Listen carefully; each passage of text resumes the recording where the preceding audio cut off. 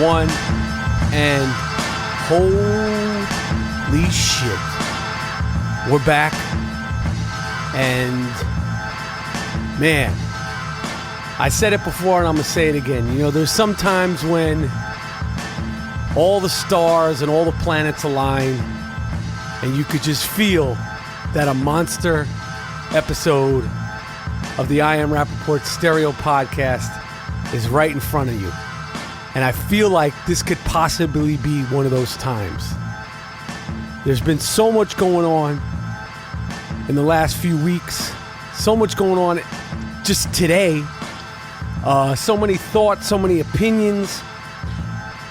I don't even know what to say. But if you don't know who I am Michael Rapaport. And my partner, the 2015 podcast co-host of the year, his name is Gerald Moody. Yeah. They call him G Moody. Yeah. You know that I was out in New York City, and a loyal listener, my man Buscemi, if you don't know the Buscemi shoes, he saw Dean Moody, your brother, also rhymes with duty, and he thought it was you.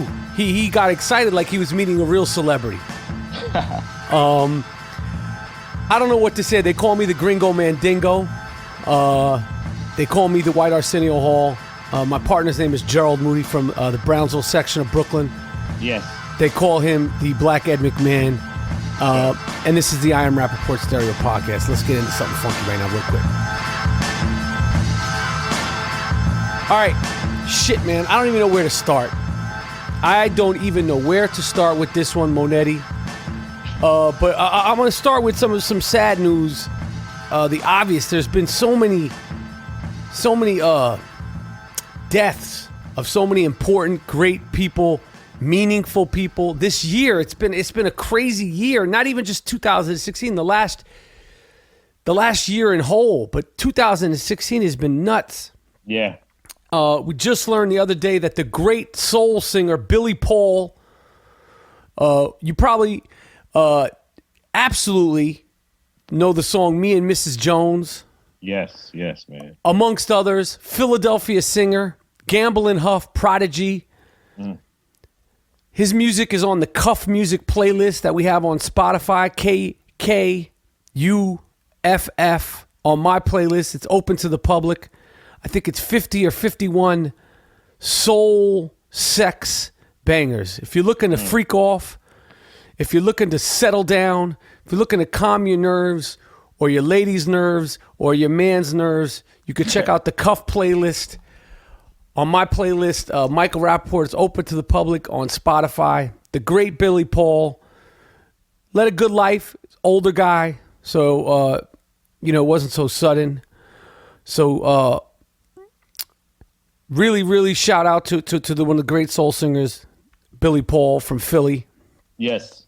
And Dwayne Pearl Washington, who we've talked about many times on this podcast, New York City basketball legend. And when they say the word legend, he's truly was a legend. The hype and hysteria around Pearl Washington when he was coming out of Boys and Girls High School was crazy. This is in the 80s, so there's no internet, there's no computers. You heard about him before you saw him. I know he was in the same class as Chris Rock at Boys and Girls High School, but more importantly, G Monetti, you used to see. When was the first time you saw Pearl Washington play? And explain the demographics of how far away he lived from you in Brooklyn. Well, he lived basically across the street from where we used to play basketball in the park. So he wasn't far. And when we used to play outside in the park, Pearl used to come and play with the older guys like World Be Free and all those guys. So we used to see them play in the summer. After we would play, then Pearl would play with Whirl and all the big guys. So that's when I first really saw him play, and it was phenomenal. And like, I mean, a lot of times I would miss it. Like, I wouldn't be there, and like, I know you'd see him play before I even knew you. Like, what was it like to see him in the front row of the park in Howard Projects where the court was small, it was tight. Yo, this is street basketball. Like, yo, when you talk about basketball, competitive basketball, New York City basketball, they always talk about Rucker as they should. They always talk about West 4th Street as they should. They always talk about Dykeman as they should. They always talk about Soul in the Hole, which is 5 minutes away from Howard. But the most competitive, most physical, aggressive, and just the competition and the skill I ever saw up close was in Howard Park. Mm-hmm. I mean, so you grew up in that. What was that like? Like watching Dwayne Pearl Washington. Like what was that like? Like what do you remember? Is there anything you specific? Like was it everything that you it was cracked up to be? It was the handle. The handle. He had it. I saw him in a high school game. I saw him play in a high school game. My man took me to see him, and the handle. The handle was incredible. Like breaking the press. One guy breaks the press time and time again. That was a real thing, right? Yeah, and they have to call it off. That happened with Georgetown. Right. Can you imagine that? The handle is so butter that he has to call off the press. That's crazy. So I seen that up close as a little kid. I remember seeing that uncanniness for handling the ball. Well, the great Pearl Washington succumbed to brain cancer. I mean, a legend, a true influencer. When it comes to basketball, he brought the crossover culture to the mainstream. Until someone can prove me different and show me that in and out move, that now it's just the start of a crossover. But right. Everybody took it to the next level. The Tim Hardaways, the Iversons, the Nick Van Exels, the Kemba Walkers, the Steph Currys, the random dudes on Instagram, the random dudes in the sixth grade. Dwayne Pearl Washington started that shit. Look him up. Sad day. Good guy. I know I met him a couple of times. Moody, you would see him all the time. Always a sweetheart of a dude. Yeah. Good totally dude. Humble. And it's a sad day, when he passed, Pearl Washington. And, of course, Prince. I mean, shit. So much has been said about this guy. He's a part of everybody's life. The music. We don't even need to discuss the music. The music speaks for itself. The funk. Yo, if you check out Prince, he brought the funk. Like his music became popular music, but if you look at what he started off as, it was straight funk, Parliament funk, sex funk, 70s funk. His own funk. Yeah, and then he took it to another level and another place. And the thing that's crazy about Prince is that that I want to talk about and celebrate is not just the man and the music, but we lost a great American stick man. Oh. Yeah. Truly one of a kind coxman. Aside from everything, that's up for discussion. He may be one of the best of all time, and he's definitely in top 5. When you think about top 5 coxmen of all time, you could throw around names like Jack Nicholson, of course, the great Derek Jeter, a consummate stick man. He did it for years and years and years in New York. Of course, we bowed down to Leonardo DiCaprio, fantastic coxman. We've identified Burgess Meredith, the great Burgess Meredith, actor who played Mickey in all the Rocky movies. One of the more under the radar coxmen, great stick man of his era. I mean, there's so many we could point out. Matt Dillon, fantastic stickman in the 80s and the 90s. Under the radar, they called him the stealth attacker. He was very, very much under the radar on the cover of magazines since he was a teenager. I believe his 18th birthday was celebrated at Studio 54. God only knows what went down there. And there's many, many, many others. I got Prince as number 1. Well, I mean... Because he dressed as a woman, and he got all those women. Well, he was... No one else did that. Right. That's a good point. And he was... the thing about when I think about Prince as a stick man, as a consummate stick man, is he was out of the game, you know, full-fledged recently. You know, he was more into his religion and focusing on his music, but he was always still relevant as a Coxman, always a force to be reckoned with. You never knew when he would dip his toe back into the water. You never knew. When he would come to the game with the baddest one you ever seen. Right. You never saw him out with his homeboys. And I'm sure he had homeboys, but when he showed up in public, it was always with a dime piece. Oh. I mean, something he unearthed. Men feared this and respected this. It's a very it's not a secret.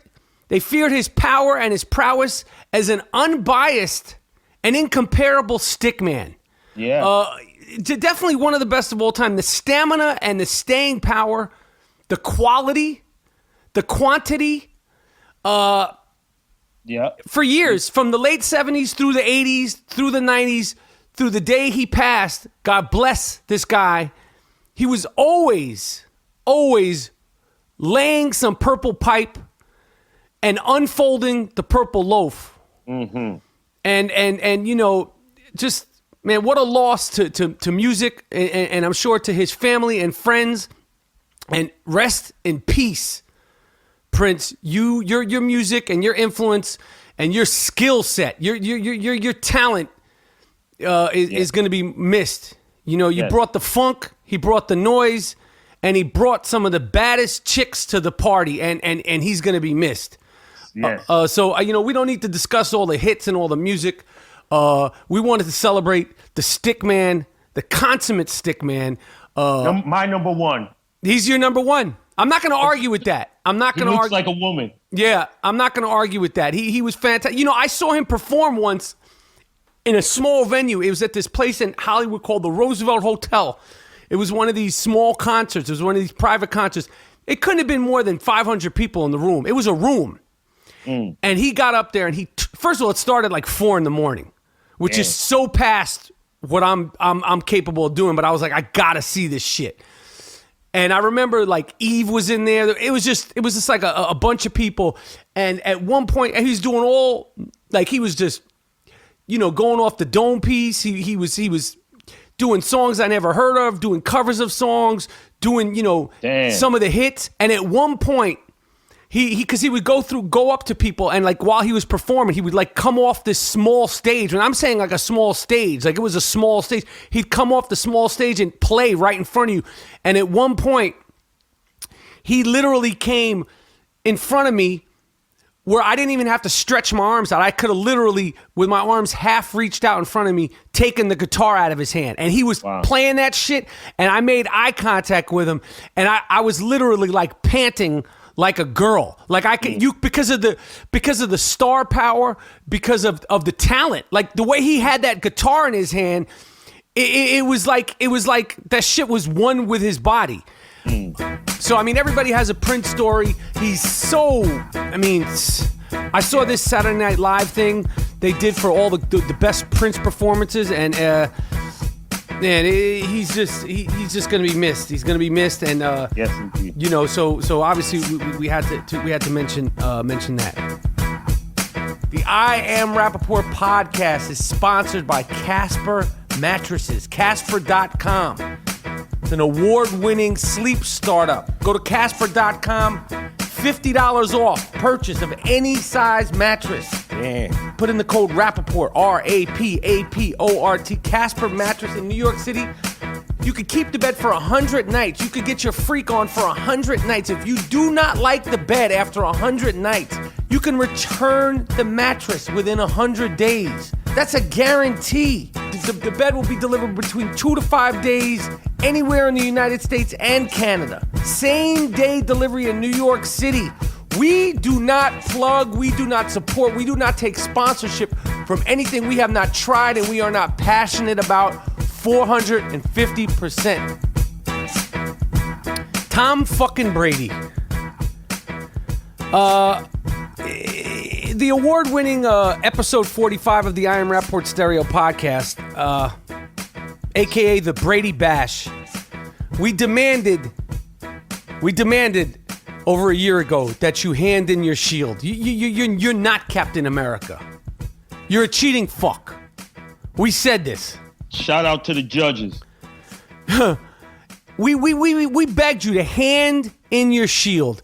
And then they turned it. They suspended this fucking guy and they turned it. And Moody, what did I say? What was my stance? After they said, okay, he's not getting suspended, remind the people, please, remind them that even what did I say? I backed off, right? I gave him the benefit of the doubt. What did I say?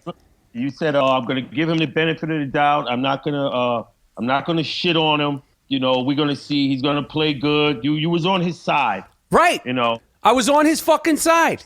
It's on his side. And you said, all right, let's end it. Let's move on. You kept trying to bring it up, and I was like, I don't want to talk about it anymore. They didn't suspend him. Yep. I gave him his cheekbones and his cleft chin and his big blue eyes and his Cro-Magnon head. I gave him the benefit of the doubt. I said, it's time to move forward. Yeah, I crushed him. You wouldn't let up. No, because I knew he was a no good cheat. And just today, a third party had to come in and intervene because Roger Goodell, they knew he was up to some shit.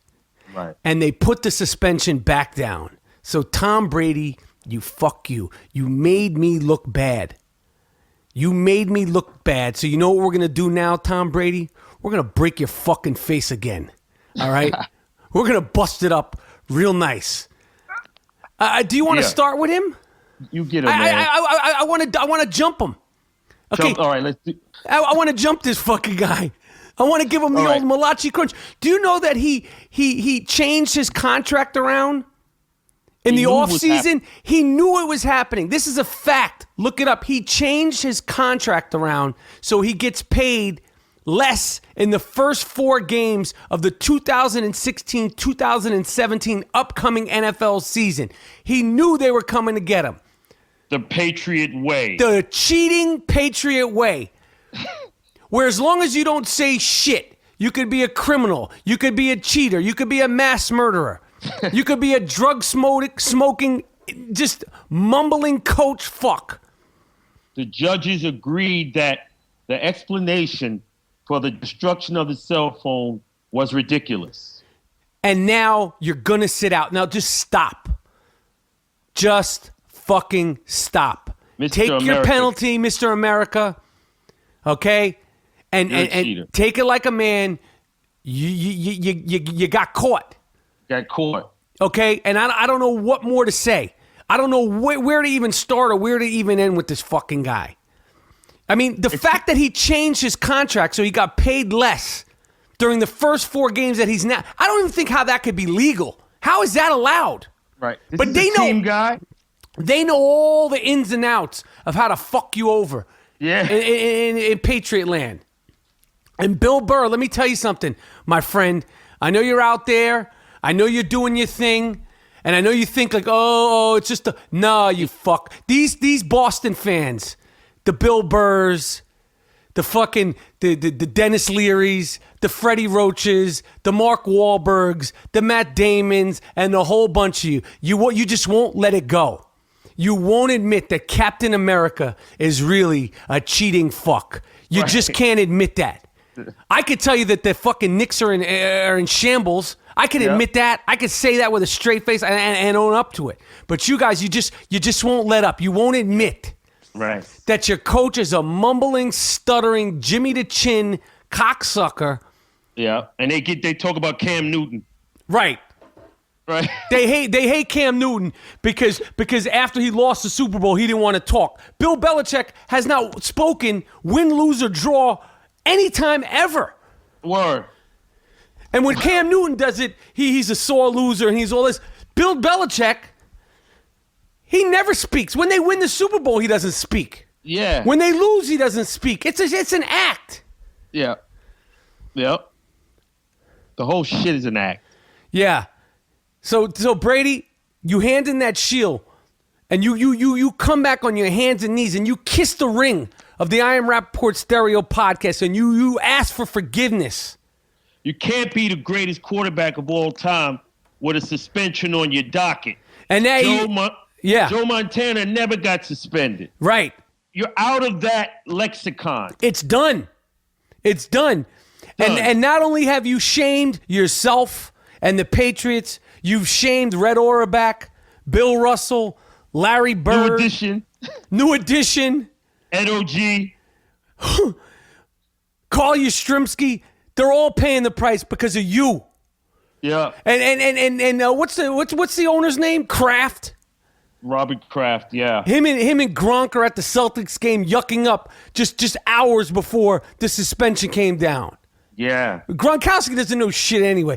Listen, if there was a second in command to be the Gringo Mandingo, I'd have to put him because my man is straight monkey style. He's a straight Simeon. He's a gorilla. He looks like a Flintstone character. Yo, he looks like some Barney Rubble shit. He can't read. He can't write. He doesn't know what fucking day of the week it is. They just line him up and he just runs over people. Joe Rockhead. Yeah, Joe Rockhead. We busted your hole. How do you like that, Tom Brady, huh? We opened him up real nice, real proper.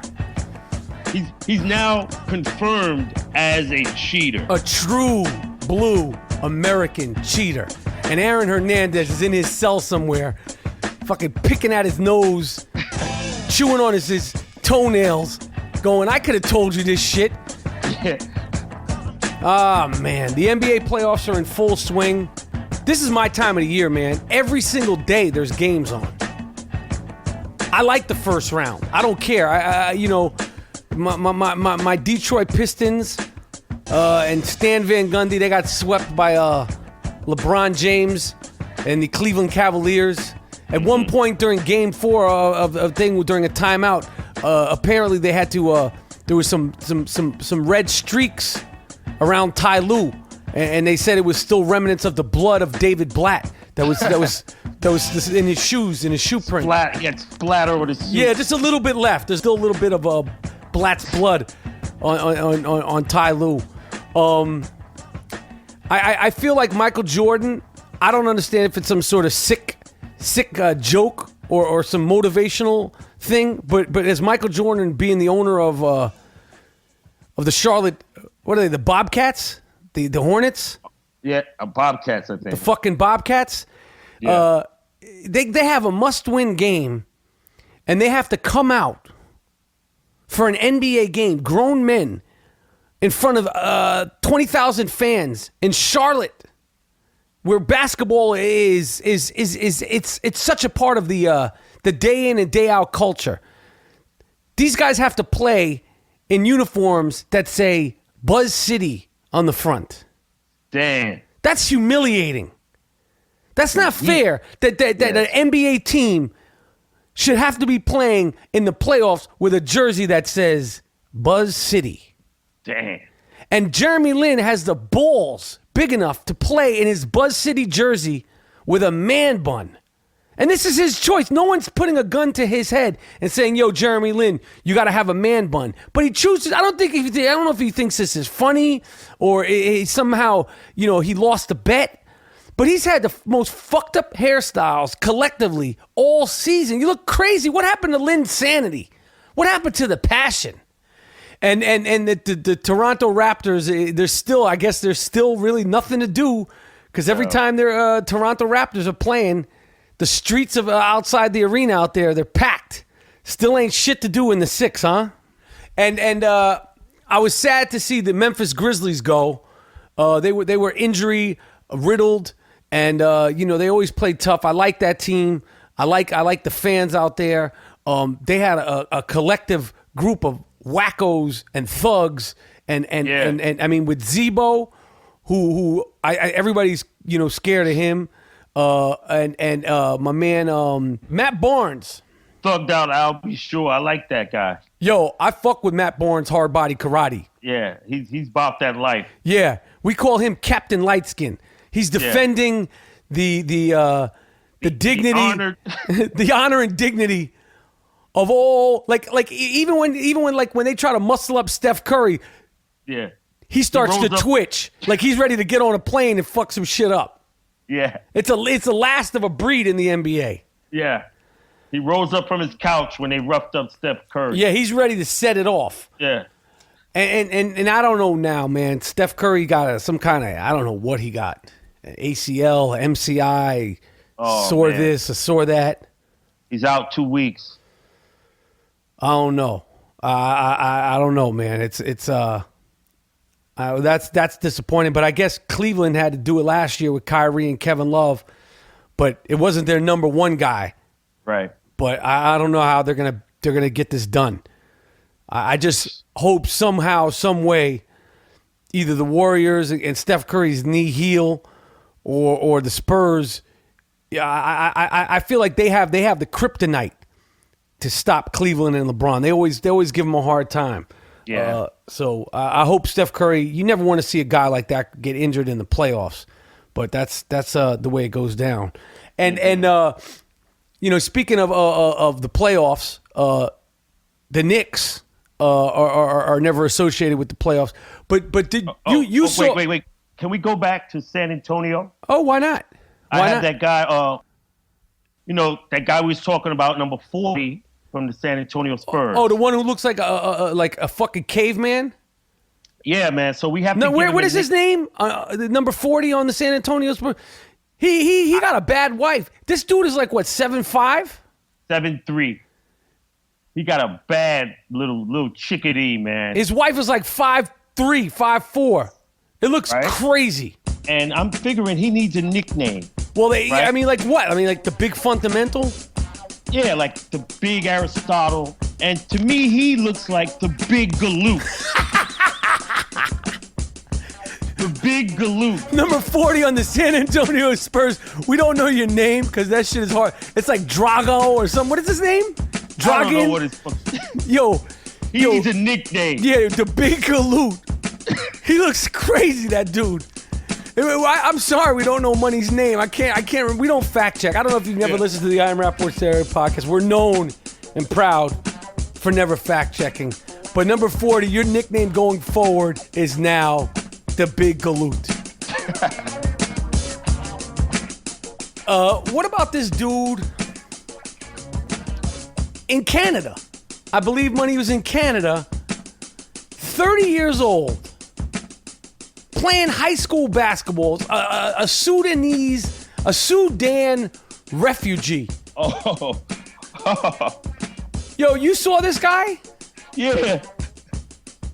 He's in Canada, and he was arrested. He started fleeing. My man's name was like Jonathan Nicola. If he's from Sudan, I know that's not his real name. Yeah. But he had been playing high school basketball in Canada. And he's 30, and he had like a receding hairline, and like, 30's not even in like, this guy's crazy, man. 30's at the end of an NBA career. He's a Ukrainian dude. He's from the Ukraine. Damn. Playing in Canada with little kid. He could have killed somebody. Yep. He gets a 6'9", weighing over 200 pounds with a size 16 sneaker, frightening the kids. I hope he wasn't touching any girls, man, because this guy. Yeah, I think he had relations. I think. This guy, he gets a true blue. Wiggle, please. What the fuck is you trying to do, man? You're gonna kill somebody out there, man. And another thing in the news, I never liked Bobby Knight. The only thing that I liked about Bobby Knight is that he punched a cop in the Pan Am Games in Puerto Rico. But I always thought he was a bully, and he bullied his players, and he took things too far. I think he took himself too seriously. That this fucking guy Bobby Knight, he screamed on me at basketball camp. I was at the 5-star basketball camp. He like shamed me when I wasn't in my seat when the thing started. What? Yeah, I hopped down like a scared dog. But he's showing up to the presidential pep rally in Indiana for D. Trump. Of course. Who'd you think he'd be for? Yo, man, I thought he would have more compassion and more sense about him, man. But yeah, the guy who threw the chair on the court. Right. Right. You want to try to he's like some John Wayne. Do you think he'd want to beat up Donald Trump? He's such a tough guy. But he didn't do shit. He's soft, dude. Yeah. Who soft? Bobby Knight, you soft, dude. Yeah, you soft, Duke. Yo, did you get a chance to see Beyonce's visual album? I saw excerpts of it. Lemonade? Yeah, everybody's giving her a hard time because she's expressing her blackness. Is that what's coming up now again? Yeah, like she shouldn't be doing that. She was, sometimes an artist feels that they can't do that. Right. When they're coming out. So she feels like now I'm at a position where I don't have to hide that. Right. Right? Because that's what happens to a lot of black artists. Right. And when she first came out, she was so young anyway. She didn't even know who she was as a woman and as a person. She's a pop singer trying to get it popping. Right. And she's growing, she's growing into herself as a woman, and she wants to express herself this way. And I don't see why people would even be upset at that. She is black. Right. What the fuck? No, I hear you. That's listen, part of the experience. Right. And the consciousness. It's a beautifully shot, beautifully directed. And I got to tell you, I haven't always, obviously I like Beyonce and I like some of her songs, but I wouldn't say I'm a Beyonce fan. Right. But the music in this Lemonade was dope and it was very soulful and I think she should continue going into that soulful that soulful area because she has the ability and the talent and it's obviously in her. But you're saying that the Lemonade visual song, an album, and video was about her blackness. Some people are saying it's about the cheating, and her relationship with Jay-Z, and something with the designer Rachel Roy. And I'm saying how could this motherfucker cheat and nobody not know? One of the most familiar faces on the globe. Come on, man. I don't know. I have no idea. But I know that some of these dumbass fans, they went after Rachel Ray. You know Rachel Ray, Rachel Roy. Rachel Ray's the cook. Right, but some of the dumb fans went after Rachel Ray.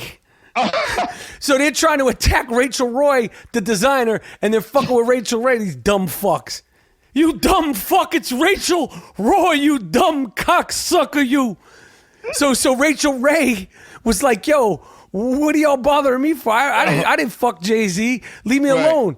And I don't know. But I really think that it wasn't about Jay-Z. It wasn't about her relationship. It's not about her blackness. I've deciphered what Lemonade is about. It's a metaphor for the New York Knicks and New York Knicks fans. And break it down. It deals with the same shit that all of us go through. Intuition. We all had some sort of intuition deep in our souls that this shit would not ever work out with the Knicks. It deals with denial. We've been in denial for over 43 fucking years. It deals with hope. Our intuition kept us in fucking denial. And of course now we have to find forgiveness in ourselves for continuing to love the fucking Knicks. How can we love that? This is a shameful love that Knicks fans have. So I disagree with you that it's about African Americanness and blackness and Rachel Roy and Rachel Ray. She wrote a metaphor about the pain and suffering that every fucking Knicks fan has been going through for the last 40-something years. And what? Patrick Ewing. Shouldn't Patrick Ewing and Phil Jackson? Patrick Ewing should have been in the fucking video Lemonade. They had Serena Williams. They should have had Patrick Ewing walking along the beach crying. Hey, Phil Jackson, what about Patrick Ewing? What are you going to do about that? They're not going to do anything about him. He ain't coming to New York, man. They don't want him. They don't want him. He's down in Charlotte, and he looks like he has perpetual tears in his eyes. If you're taking a look at Patrick Ewing during the Charlotte Hornets Miami Heat playoff series, he always looked like he's about to cry. Remember when he played? He was like, they called him the Warrior. He looked like tough. Fucking Bambi. Yeah. They broke him, man. They broke the greatest Knick of all time. Think about it. He sees Earl Watson get a coaching job. He sees them talk about Luke Walton. He sees Ty Lue get shuttled up to the head coaching and he's down there taping ankles. Shit. Give him a shot. Give him an interview. Give him something. Yo, Give him something to see if he fails. Yo, Jesus. please, man. Bring him back to New York City. And speaking of New York City, Mack Weldon is a New York City-based company that lives and breathes New York City. They make the best underwear, t-shirts, socks at Mack Weldon, and they even have soft-ass sweatpants and sweatshirts that are very comfortable, and they wash and dry fantastic. They don't lose shape or their integrity when you throw them in the laundry machine. Comfortable, soft, light materials and fabrics. You could shop online for Mack Weldon products on your mobile phone and check out in less than a minute. Mack Weldon wants you to be comfortable and look good. It's perfect for the guy on the run or perfect for the guy going for a run. Personally, I'm a little bit of both. You can use the promo code Rappaport, R-A-P-A-P-O-R-T, and save 20% off your first order at Mack Weldon, M-A-C-K-W-E-L-D-O-N. Your underwear, your socks, your t-shirts, all soft, all comfortable at a really fair price. Go to MackWeldon.com and don't forget to use the promo code Rappaport, R-A-P-A-P-O-R-T, to save 20% off your first order on all the fantastic gear at MackWeldon.com. I'm wearing some of the underwear right now. You know what it feels like? I feel like I'm floating in cotton. Straight cotton.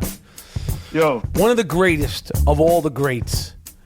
I don't even know where to start with what this guy means to me and to so many other people. The great, beautiful, inspiring, fantastic New York City native Al Pacino turned 76 today.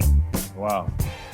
The great Al Pacino. I mean, yo, we do the Robert De Niro line of the week. We could easily do the Al Pacino line of the week. I need to pick up my pace on that. Yeah, get on that. I need to pick up my pace on the Al Pacino line of the week because shit, man. I mean, we're talking about The Godfather. We're talking about The Panic in Needle Park. We're talking about Serpico, Dog Day Afternoon, The Godfather Part 2. He had a run like no other. Right. I mean, one of the best ever. Author, Sea of Love, all the great stage work. One of the best theater actors ever. Top 5 dead or alive. Top 5 DOA, for sure. Top 5 DOA. I love this dude. Scarface. Yeah. I mean, it goes on and on and on. He's done some of his best work, in TV movies. He did that Angels in America on HBO. Beautiful performance. You see again. You talk about the Oscars and getting jerked. Right. Yeah. None of the performances that I named, he won an Oscar for. What did he win an Oscar for? In my opinion, it's Pacino. It's never going to be bad. But was it his greatest? He wins for Scent of a Woman. It goes to show, again, the Oscars are not, it's not an arm wrestling contest. There's no straight winner or loser. There's a lot of politics. There's a lot of mistakes. Al Pacino did not win an Oscar for Dog Day Afternoon, Serpico, The Godfather, The Godfather Part 2. There wasn't even the discussion of nominating him for Scarface. Sea of Love. I'm forgetting so many different things. You know why I'm forgetting him, G Monetti? Because I'm going Raw Dog Without a Bag off the dome piece. That's right. We don't fact check here at the I Am Rappaport Stereo Podcast ever. Something that's disturbing me, and I want you to chime in on this. Wait. Can I tell you what I was talking about? Yeah, sorry. I'm just a little fired up. This is quick. This is a quick thing. No worries. Take your time. G Monetti, please take your time. Thanks. Some of the lines and some of your points of views have been pointed out in the last few weeks as some of the great things ever. I think somebody's starting a Wikipedia page for you now. Oh, that's cool. I like that. Yeah. So I'm sorry. Take your time. You never have to say real quick. All right. The fans love you. The people love G Monetti. All right. I had the privilege of going to a hockey game. Man. Oh yeah. Went to the Rangers game, playoff game last week. Friend of mine, Damon Mason, who made the documentary film Soul on Ice, introduced me to hockey. Great game. I'm a fan now. You were never. That was the first time you were ever at a hockey game. First time. What was it like? And there was a New York Rangers playoff game, right? Yeah, and they lost, but the game is so intense, man. It's people. It was great to see the speed of the puck, the speed of the athletes, how they can skate and move the stick, and I was impressed. What was the crowd like in the Garden? They was hyped until Pittsburgh got up 3-0. They got up Then 3. it was over. Shit. Yeah. But was it packed? Like, what was the energy Packed. different from like being at a Knicks game? It was more energy. More energy.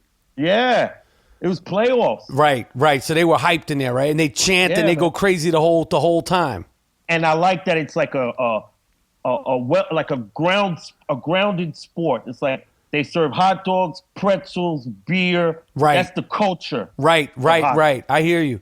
Man, shit. Right. And the guys came out of the locker room. All of them had suits on. Nobody was with Ringling Brothers shit. Right.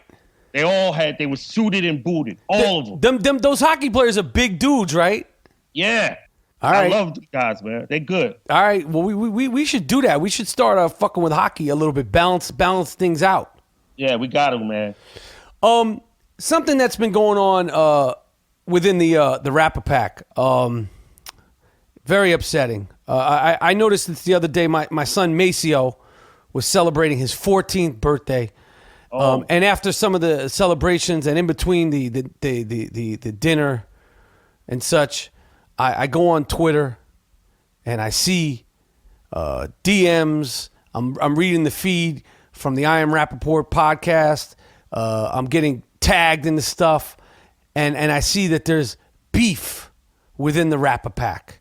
The Rapper Pack is the hardcore fans of the I Am Rappaport Stereo podcast, and this made me very sad. I don't know what the hell started the beef within this group of rabid, the best fans, wouldn't you say, in the podcast business, Monetti? Best fans ever. So supportive, but just a few days before the blow up within the epicenter of the Rapper Pack, I had been saying we needed to look out for double agents and secret agents, and now it comes out that when you're building a dynasty, these things happen. There's interfighting. It's a family. I'm here publicly. I'm not naming any names. I'm not taking sides. I don't know any of the details of it. But the Rapper Pack cannot self-implode. Word. All loaves do matter. And all members of the Rapper Pack, race, gender, sex, or other, they all matter. All you have to do to be down with the Rapper Pack is to be down with the I Am Rappaport Stereo podcast. We have representatives from France, Australia, all over the United States, California, Thailand. Where else have we seen? Italy. We have a great fan in Italy. He's translating my fuck style is buck wild. He did it in Italy. It sounded like poetry. He called me I think the El Gringo Mandingo. But now to find out that there's interfighting within the Rapper Pack. There's no pack on pack crime. There never can be any pack on pack crime. I don't know if we need to come out with like a song like Self Destruction. Or we're all in the same gang or something like that. Monetti, do you want to add to this? Because I find this very upsetting. I told you, I text you and say this is very upsetting to me. You're laughing, like thinking this is a joke, like this is not serious. Please chime in. You're a peaceful guy. They used to call you fun loving as a kid. I have to say we're all in the same pack. Right. That's it. Yeah. It's ridiculous. I don't know. I'm just, please, I'm begging the Rapper Pack to stop, to stop fighting with each other.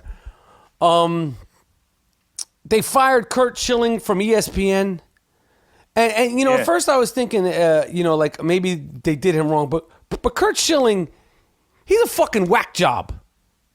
He's been saying wild shit for a long time, and although I get some of the things he says, if you have a broadcasting job for a major company like ESPN, you need to get control of yourself. And of course, I never liked Curt Schilling from the fact that he was a Red Sox with his famous bloody Red Sox Yeah. We don't work for ESPN, so we could finish off what Curt Schilling was talking about.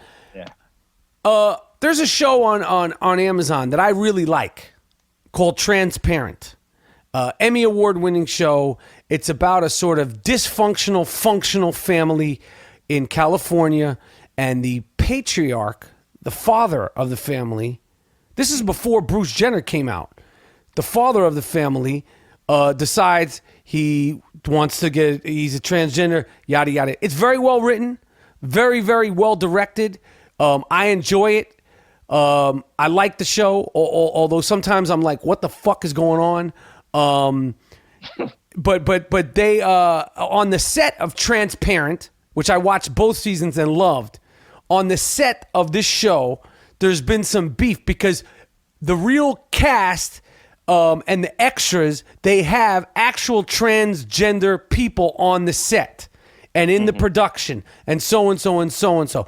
And the crew on the show, Transparent, is getting upset because now they want to have, what is it called? They want to have no rules and regulations in the bathroom. They want to have all access bathrooms.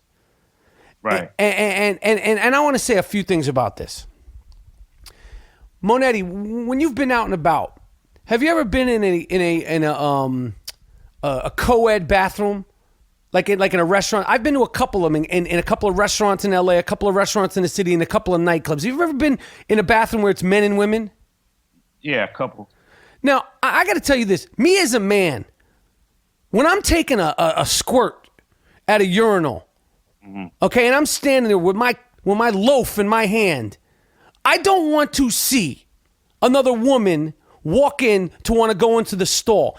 And I'm pretty sure, I'm not going to speak on all women, I'm pretty sure there's no woman out there in the world that wants to walk into a bathroom and see me, the Gringo Mandingo, holding my loaf, taking a piss while you're going to clean yourself off or powder yourself up from dinner. Correct me if I'm wrong, but do you think that there's any woman out there in the world that wants to walk into a bathroom, and I'm as good as it gets. Men's rooms are a disgusting, vile place. Yeah, I don't know. Women, Women don't want to come in there for that shit. Right, exactly. And no woman wants to walk into any place while 10 or 11 guys are holding their loaves and turn. Because most of the time, correct me if I'm wrong, Monetti, when you're in the bathroom, when the door opens, don't you look over your shoulder? It's just like a habit. Like you look back to see what's going on. Like it's just a habit. For me, I always kind of peek over my shoulder. Right. I'm going to double take if I see some woman walk in there. Now imagine a woman walks in there and 11, 12 dudes who are pissing in a urinal, they make eye contact with this woman. Yeah. She doesn't want to come in there to powder herself off. Word. Or to go to the bathroom. Dangerous too. It is dangerous because, like I said, I'm as good as it gets. I'm not going to say anything to you. I'm civilized. I'm not, although I'm the Gringo Mandingo, I am civilized. It's 2, 3 in the morning. Guys got a little drink in them. Yeah. Women come in there. I just don't think it's appropriate. Men piss all over the floor. And nasty fucks. And then you have me in the corner taking a nuclear dump. Right. You think that any woman wants to walk into a bathroom with G Monetti taking a dog shit? and so listen, I don't know how to resolve this shit. I listen. We're pro woman. We're pro gay and lesbian community, top to bottom. Yeah. We were invited to go to North Carolina and podcast. We will not podcast down in North Carolina. Well, what's wrong with what they doing down there? No. Wait, let me stay on this. On this. Now they have these transgender on this set of the show Transparent. They want these bathrooms where it's an all for one for all bathroom. And if you've been on sets before, these bathrooms are small on movie and television sets. Now, hell yeah.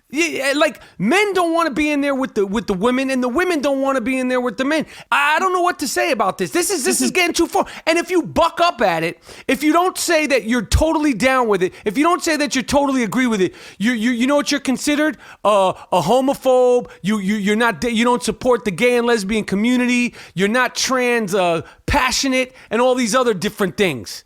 Sorry, I don't know what to tell you. Listen, We need to figure it out for everybody, but it needs to be for everybody. This shit can't be forced on your throat. And if you don't agree with it 150%, if you're not on board with it, you're labeled as a homophobe and you know, some sort of hater. I'm not a hater, but I certainly don't want my son walking into the bathroom with some Andre the Giant ass dude in a dress and scare the shit out of my son when I'm not there. You have a daughter, right, Moody? Yeah. Yo. And I wonder, do these transgender people, like, do they want their kids in a bathroom where just any Joe Schmo woman or man, like if you have a son, a woman shouldn't be able to come into the bathroom and like if you have an 11-year-old who, like my kids are older, they can go in the bathroom by themselves. But when they're little kids at school, it's the boys' room and the girls' room. So if you send your 13-year-old, your 12-year-old into the bathroom at the movie theater and in walks a woman, that's not comfortable for them. Right. And yo, why do they have a problem with why won't we just have separate bathrooms for them? Or they don't want that. I don't know. It's expensive. It's an easy solution. You just don't want to have another bathroom for you. But you have to do that unless your shit is cut off. Right. That's what I think. I don't know how it's gonna work, but I'm not gonna be pushed around and consider that I'm not compassionate and that that I'm not this, I'm not that, just because I don't agree with these things. And that's what it's being. You're being manipulated. You're being bullied. It's essentially they're bullying people that don't agree with them 150%. I don't agree with that shit. It's bullshit. And another thing, a couple of episodes ago, Monetti, you were talking about the I Am Kate show, and you referred to one of the cast members as James Harrison. No, I didn't. Yeah, you referred to the African American transgender person on the show there as the little black one. Oh, okay. yeah, that's what you said. And we got her email, and I wanted to address the email. Listen here. Listen. If you take what we're doing here at the I Am Rappaport Stereo podcast seriously and sincerely, God bless you. I appreciate it, but you got the wrong podcast. You need to go down the dial, fuck with NPR or Anderson Cooper or somebody who knows what the fuck they're talking about. We pride ourselves on not fact-checking shit. Yeah. Our opinions are our opinions. They're fun. They're exaggerated. Yep. And we never intentionally mean to offend anybody. But, of course, that's part of, being, the greatest stereo podcast out there. It's going to happen. So I don't know what to say about that. I'm sorry that you were offended that G Monetti referred to the African American transgender as the little black one. But I don't think it was meant to be in any kind of way. I'm black. Yeah, I don't know what to tell you, but I don't remember the woman's name, but she sent us a few emails. She was offended, and we're humbly responding the best we can. Mm-hmm. I don't know what's popping. Miles, let me get some funk. Let me breathe and get my thoughts together. What else is cracking, Monet? Play me some of that left rack. That left rack shit. Get that left rack going. What's good, Monetti? Man, it's a lot of things going on, man. A lot of crazy stuff. I see cats still dancing and shit. Well, where?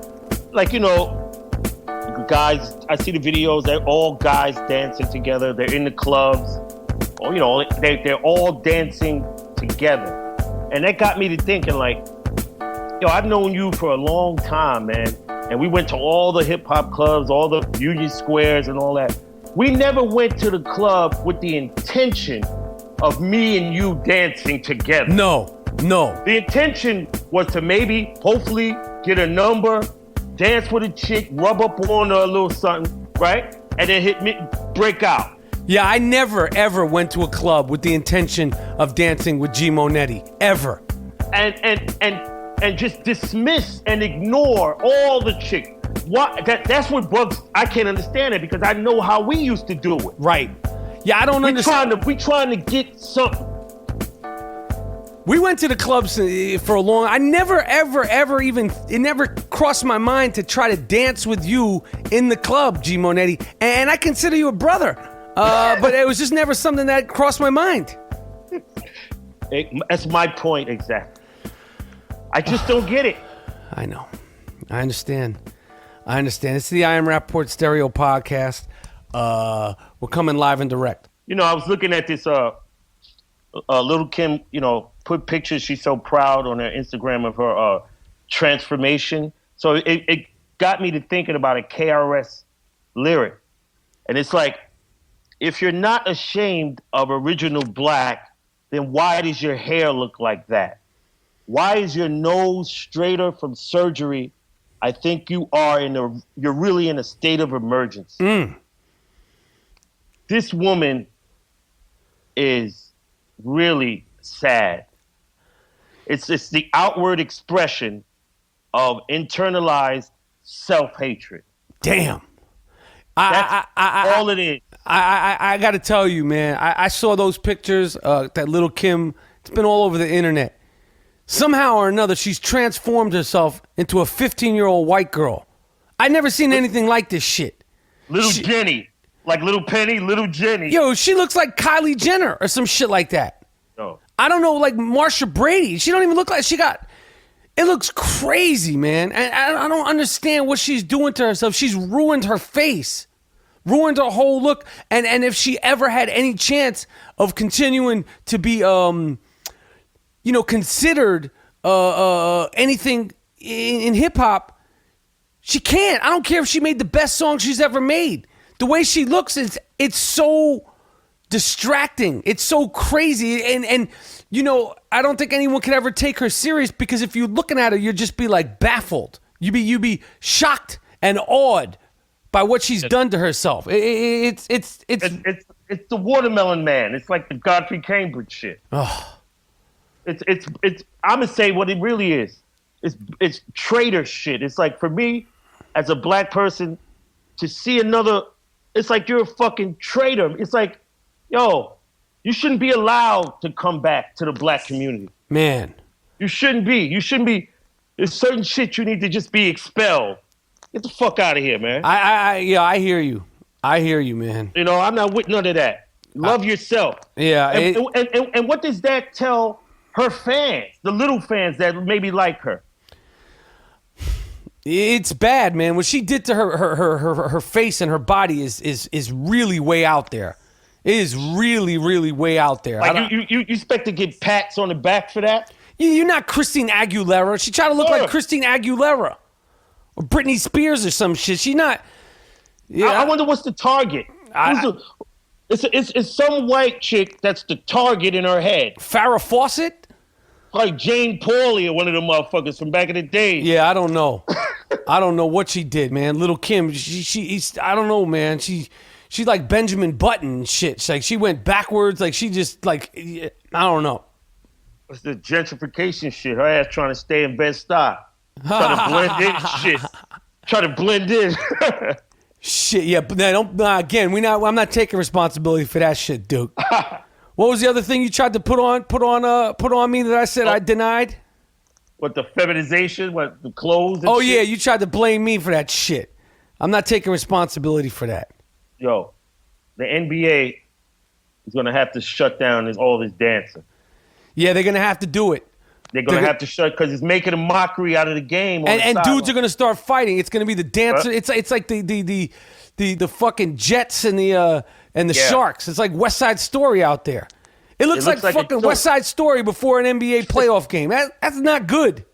Imagine you seeing Sidney Moncrief and Ricky Pierce doing the fucking hucklebuck before the game. Yeah, you see Moses Malone and Doc Irving doing the fucking electric slide before Game 5 of a playoffs. I say Game 5 because they said 4-5-4, but it was really 4-5-4. Imagine that.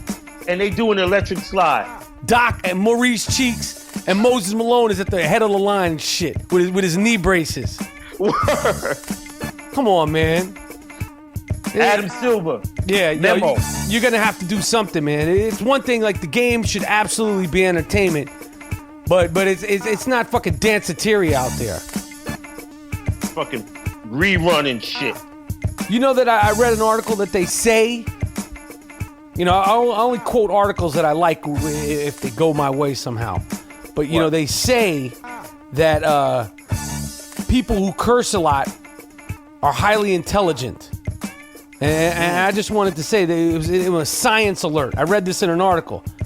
They say, you know, because I've been accused of not sounding intelligent because well, some people say cuss, some people say swear. I just say that I say fuck too much. Science has your back. The study found out that if you have a healthy repertoire of curses, it says that you have a richer vocabulary than those who don't. So, I fucking... We got it. Yeah, I win again. Word, we got it. Yeah. What else, Moody? Hey, man.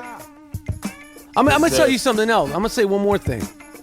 Sorry to cut you off. Go ahead. Yo, sometimes I engage unnecessarily with people popping shit on Twitter. Yo, you're not living off the name, the game, and the fame of the I Am Rapaport Stereo podcast. I'm just blocking you now.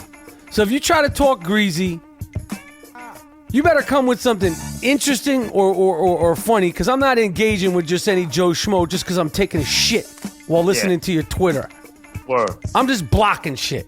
Let the soldiers get that. Yeah, I'm gonna let the soldiers. I'm gonna let the all-loving, healthy, totally functional Rap-A-Pack get at them, and I'm just blocking shit. There's some website. I'm not even gonna say the name. I'm not even giving them the credit. Yeah. They're on there trying to get my attention. They don't even listen. Learn how to. There's a T at the end of my name, Duke. It's Rapaport. The T ain't silent. Word. I'm not French. No croissants over here. There's none of that. There's none of that. Hit the T, get your mind right, and then come talk to me. G Monetti's gonna be in Los Angeles soon. Yes. I don't know. I can't call it. We're doing a live show. We're gonna give the dates in Los Angeles. Again, soft ass I Am Rapaport Stereo podcast t-shirts. You can find them at districtlines.com/I Am Rapaport. Districtlines/I Am Rapaport for all soft ass I Am Rapaport Stereo podcast t-shirts. I'm rocking the Jake right now in black. It's beautiful. What else, Moody? Man, cop them tees, man. They're soft. Great design, great designers. Yes, so, great designs, great designers. That's it, man. That's it. What, you got a request of a beat that Miles should take us out on? Miles Davis, pick one. What's some of the new bangers?